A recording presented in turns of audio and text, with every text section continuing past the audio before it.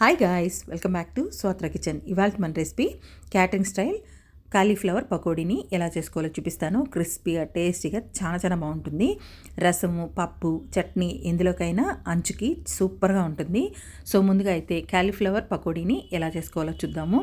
ముందుగా కాలీఫ్లవర్ని ముక్కలుగా కట్ చేసుకొని హాట్ వాటర్లో కొంచెం సాల్ట్ వేసుకొని 10 నిమిషాల పాటు ఉంచేసి తర్వాత వడకట్టేసి పక్కన పెట్టేసుకోండి. ఇప్పుడు ఒక సర్వింగ్ బౌల్ తీసుకోండి. అందులోకి 300 గ్రామ్స్ శనగపిండి, 50 grams rice floor, 50 grams cornflour వేసుకోండి. రుచికి తగినంత సాల్టు, 1/4 టేబుల్ స్పూన్ పసుపు, 1 టేబుల్ స్పూను కారము, గుప్పెడంత కరివేపాకు, 1 టేబుల్ స్పూను ధనియాల powder, 1/4 tablespoon garam masala, చిటికెడంత కలర్ వేసుకోవాలి. కలర్ ఆప్షను, మీకు నచ్చితే వేసుకోండి, లేకపోతే స్కిప్ చేసేసుకోండి.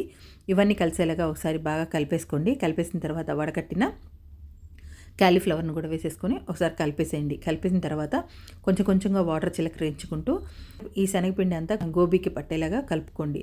అలా కొంచెంగా వాటర్ చిలకరించుకుంటూ చక్కగా మిక్స్ చేసుకోండి. ఇలా బాగా మిక్స్ చేసేసిన తర్వాత కాగుతున్న వేడివేడి ఆయిల్లోకి ఒక్కొక్కటిగా పకోడీని వేసేసుకోండి. ఇలా ఆయిల్లో ఎన్ని పడతాయో అన్ని పకోడీల్ని వేసేసుకోండి. ఇలా పకోడీలన్నింటినీ వేసుకున్న తర్వాత గ్యాస్ని సిమ్లో పెట్టుకొని ఒక 10 నిమిషాల పాటు వదిలేసేయండి. 10 నిమిషాల తర్వాత వీటిని అటు ఇటు కలుపుకుంటూ మంచి క్రిస్పీగా ఫ్రై అయ్యి మంచి కలర్ వచ్చేదాకా ఫ్రై చేసుకోండి. చక్కగా కలర్ వచ్చి క్రిస్పీగా ఫ్రై అయిపోయిన తర్వాత ఇప్పుడు ఒక సర్వింగ్ ప్లేట్లోకి తీసేసుకోండి.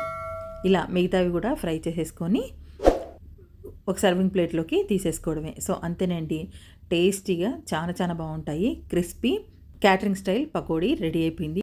ఈ పకోడీ స్నాక్ కూడా సూపర్గా ఉంటుంది. పప్పు, రసం, చట్నీ అంచులకు కూడా అదిరిపోతుంది. అనుకోకుండా రిలేటివ్స్, ఫ్రెండ్స్ వచ్చినా కానీ అప్పటికప్పుడు ఇలా పకోడీ చేసి పెట్టారనుకోండి, క్రిస్పీగా టేస్టీగా అదిరిపోతుంది. సో తప్పకుండా క్రిస్పీ టేస్టీ క్యాటరింగ్ స్టైల్ పకోడీని మీరు ట్రై చేయండి. మీకు ఎలా వచ్చిందో కామెంట్ చేయండి. వీడియో నచ్చితే లైక్ చేయండి, షేర్ చేయండి. Thanks for watching.